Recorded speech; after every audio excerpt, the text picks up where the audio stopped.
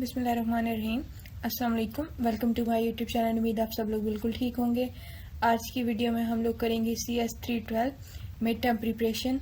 तो module wise जितने भी आपके इम्पोर्टेंट क्वेश्चन आंसर्स होंगे हर मॉड्यूल में वो हम लोग डिस्कस करेंगे, और साथ आपको जो इम्पोर्टेंट मोस्ट इम्पोर्टेंट शॉर्ट और लॉन्ग है वो भी साथ आपको बताऊंगी।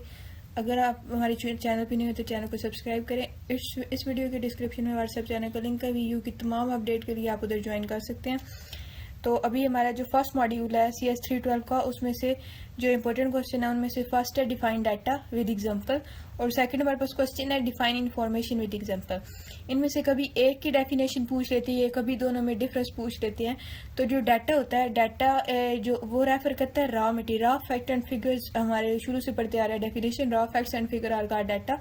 तो जो डाटा होता है ना, वो डिसीजन मेकिंग में इस्तेमाल नहीं होता, ठीक है, लेकिन ये एक फाउंडेशन बनाता है डिसीजन मेकिंग के लिए। इससे हम प्रॉपर डिसीजन तो नहीं ले सकते, लेकिन हाँ ये इसके थ्रू हम एक फाउंडेशन ले डाउन कर सकते हैं, जिस थ्रू हम एक डिसीजन बना सकें। फाउंडेशन है जिसके थ्रू हम डिसीजन लेते हैं। इसकी एग्जांपल में ऐसी है कि एक टेलीफोन डायरेक्टरी है, उसमें ह्यूज कलेक्शन ऑफ डाटा है, उसमें इंटरनेट स्ट्रक्चर है जो रिप्रेजेंट करते हैं, जिसमें नेम हो गया, टेलीफोन नंबर हो गया, सिटी और एड्रेस हो गया। तो ये जो फैक्ट है ये स्ट्रक्चर देते हैं डाटा को। अब ये होगी डाटा की डेफिनेशन। तो इंफॉर्मेशन क्या होती है? जो प्रोसेस्ड या ऑर्गेनाइज्ड डाटा है, जो एक कॉन्टेक्स्ट में हम रिप्रेजेंट करते हैं, तो उसको हम कहते हैं इंफॉर्मेशन। इंफॉर्मेशन बहुत ज़्यादा यूजफुल होती है प्रॉब्लम को हैंडल करने में। इसकी एग्जांपल नीचे उन्होंने दी भी है कि एक टेलीफोन डायरेक्टरी है, उसमें मतलब यूज सेट ऑफ डाटा जैसे ऊपर पड़ा था, लेकिन अब आप उसमें से आपने सेट किया कर दिया डाटा को, मतलब एक ऑर्गेनाइज्ड फॉर्म में।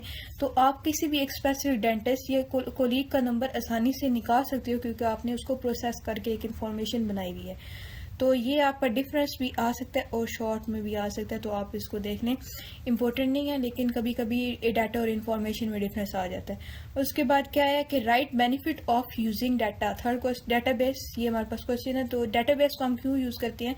क्योंकि एक ऑर्गेनाइज डाटा होता है डिजिटल प्रोसीजर्स में, जो डिफरेंट सेट ऑफ डाटा को हैंडल करता है, मतलब लार्ज कैपेसिटी ऑफ डाटा उसको हैंडल करने के लिए हम डाटाबेस का इस्तेमाल करते हैं। इसके थ्रू हम इजीली मैनेज कर सकते हैं डाटा को, और इसके थ्रू हम जो फाइल में से मोस्टली डाटा लॉस्ट हो सकता है, या हाई चांसेस होते हैं कि आप अपना सारा डाटा लूज कर दो, तो उसके थ्रू वो डाटा लॉस नहीं होता। जो हमारे पास फोर्थ मोस्ट इम्पोर्टेंट क्वेश्चन है। अब ये जो लास्ट क्वेश्चन है ना, दोनों ये आपके लॉन्ग के हिसाब से भी इम्पोर्टेंट है, लॉन्ग के हिसाब से भी इम्पोर्टेंट है, शॉर्ट के हिसाब से भी इम्पोर्टेंट है। अब ये इन्होंने पूछा है difference between database and database management with example, कि डाटाबेस और डाटाबेस मैनेजमेंट सिस्टम में क्या डिफरेंस है, एग्जांपल के थ्रू बताओ। तो डाटाबेस जो होता है ना, वो मतलब डाटाबेस ऑल अबाउट डिजाइन और स्ट्रक्चर, जिसमें डाटा आपका मैनेज होता है। तो डाटाबेस मैनेजमेंट सिस्टम एक ऐसा टूल है जो आपका जो डाटा आपने डाटाबेस में सेव किया हुआ है उसको मैनिपुलेट करने के लिए, एनालाइज करने के लिए आप डाटाबेस मैनेजमेंट सिस्टम को यूज करते हो। इसमें अब मेन डिफरेंस के टू टर्म्स है, डाटाबेस और database management system. Huge set of जो डाटा नहीं होता उसको हम डाटाबेस कहते हैं, और जो टूल उसको मैनेज करते हैं, कंट्रोल करते हैं डाटा को डाटाबेस के अंदर, उसको हम कहते हैं डाटाबेस मैनेजमेंट सिस्टम। ये मेजर फंक्शंस के लिए यूज होता है, डाटा के रिट्राइवल के लिए यूज होता है। अब जैसे इसके एग्जांपल है, डाटाबेस में एम्प्लॉय का रिकॉर्ड आ जाएगा, कॉलम आ जाएंगे जिसमें एम्प्लॉय की आईडीज होंगी, name, qualification, date of joining etcetera. लेकिन जो डाटाबेस मैनेजमेंट सिस्टम होगा वो ऐसे ही एक ओरेकल है, जिसमें आपने क्रिएट और लोड करना है एम्प्लॉयज के रिकॉर्ड को। अब ये जो फिफ्थ क्वेश्चन है, write down component of database management system. तो इसमें आप सिर्फ ये भी कहते हैं कि कंपोनेंट लिख दो डाटाबेस मैनेजमेंट सिस्टम के, या अगर लॉन्ग में आ जाए तो आपने 1 लाइन की एक्सप्लेनेशन साथ देनी है। तो कंपोनेंट कौन सी है? Data, users, hardware, software, procedure. Data क्या होता है? जो डाटा डाटाबेस के अंदर है, जिसको हमने प्रोसेस करना है, ऑर्गेनाइज करना है, उसको हम कहते हैं डाटा। यूजर्स कौन से होते हैं? जो डाटा को, जो डाटाबेस को यूज कर रहे हैं या मैनेज कर रहे हैं, उनको हम कहते हैं यूजर्स।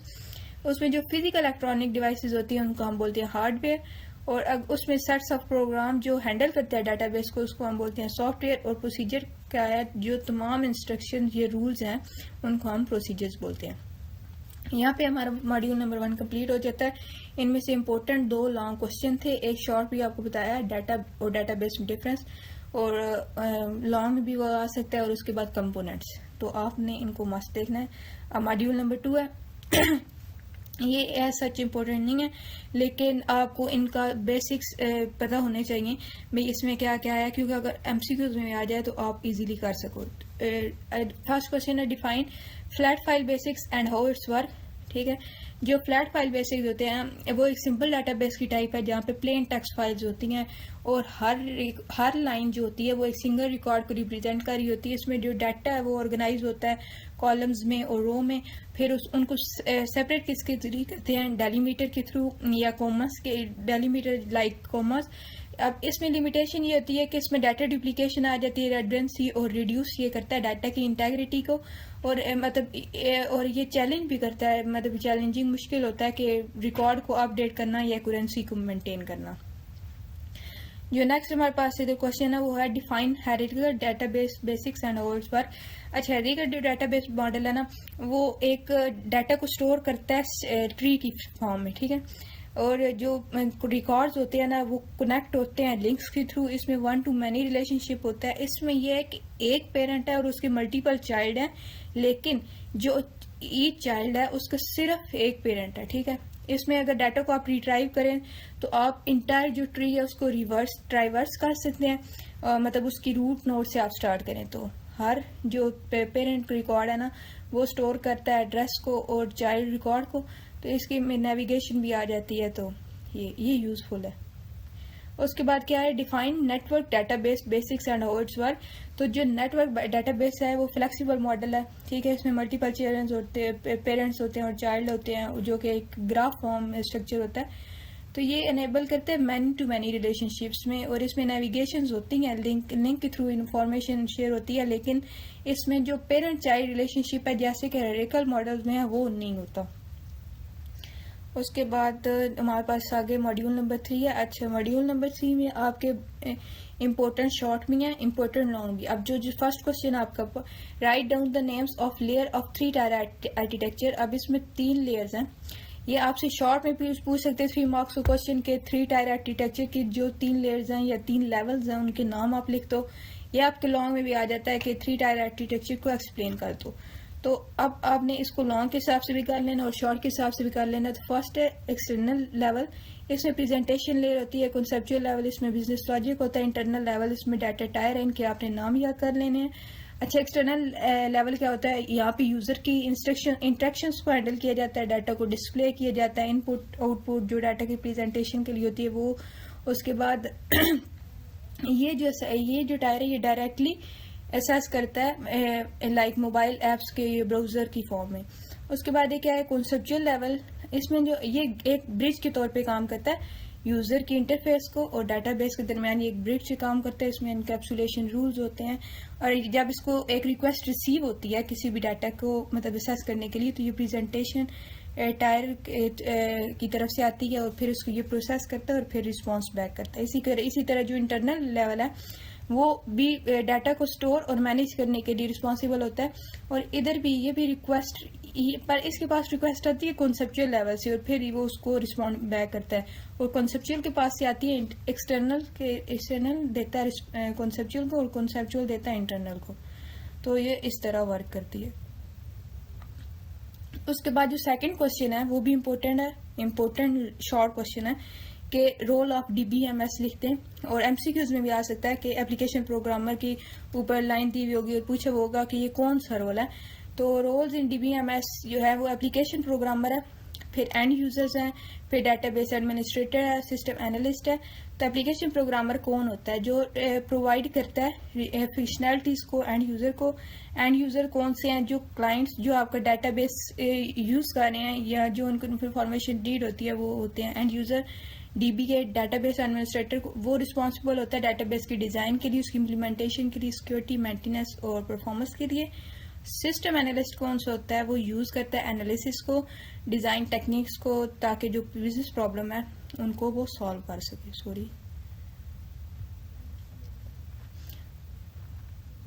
तो नेक्स्ट हमारे पास define client server architecture with example. Client server architecture को आप लोग डिफाइन करो तो क्लाइंट सर्वर आर्किटेक्चर क्या आता है? कंप्यूटर नेटवर्क आर्किटेक्चर में मल्टीपल क्लाइंट्स, एक क्लाइंट सर्वर आर्किटेक्चर जहाँ पे एक मल्टीपल क्लाइंट रिक्वेस्ट भेजते हैं और वो सेंट्रलाइज सर्वर के पास जाता है और वो उस सर्विस को रिसीव करता है और फिर आगे फर्दर। इसकी एग्जांपल ऐसे ही है कि जैसे ऑनलाइन चैटिंग हम करते हैं जहाँ पे क्लाइंट करता है मैसेज सर्वर को और फिर वो आगे तमाम जो कनेक्टेड क्लाइंट्स होते हैं उनको वो मैसेज फॉरवर्ड कर देते हैं। इसके बाद जैसे डिफाइंड डिस्ट्रीब्यूटिव प्रोसेसिंग, तो ये डिस्ट्रीब्यूट प्रोसेसिंग है, मल्टीपल कंपोनेंट्स होते हैं जो कि एक नेटवर्क पे लोकेट करते हैं, उनको कम्युनिकेट और कोऑर्डिनेट करने के लिए जो एक्शन परफॉर्म होते हैं उनको क्यों वो करते हैं? कॉमन गोल को अचीव करने के लिए। इसमें अब एग्जांपल ये है कि अगर एक प्रॉब्लम है उसको मैनी टास्क में डिवाइड कर दें तो हर कंप्यूटर अपना अपना सॉल्व करेगा, फिर उनको कम्युनिकेट करेंगे एक मैसेज के थ्रू। नेक्स्ट हमारे पास मॉड्यूल नंबर 4 है। मॉड्यूल नंबर 4 में सिर्फ 2 क्वेश्चन है और दोनों मोस्ट इंपॉर्टेंट क्वेश्चन है शॉर्ट के हिसाब से।